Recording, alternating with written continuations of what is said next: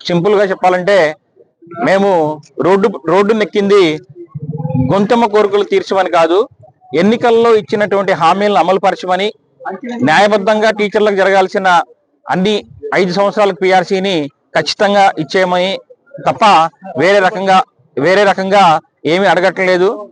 కాబట్టి మనం అంచెలంచెలుగా ట్రాప్టో రాష్ట్ర కార్యక్రమాల్లో భాగంగా ఈరోజు కలెక్టర్ కార్యాలయం వద్ద పికెటింగ్ అనేది చేస్తున్నారు అందరూ.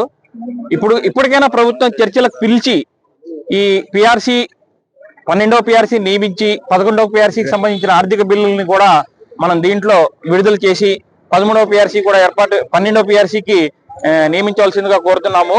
అదేవిధంగా టెట్ ఇన్ సర్వీస్ లో ఉన్న ఉపాధ్యాయులకి టెట్ పరీక్ష రాయమని ఉన్న దాన్ని రాజ్యాంగ సవరణ చేయించే విధంగా ఏర్పాట్లు చేయవలసిందిగా, టెట్ ను రద్దుపరచవలసిందిగా కోరుతున్నాము.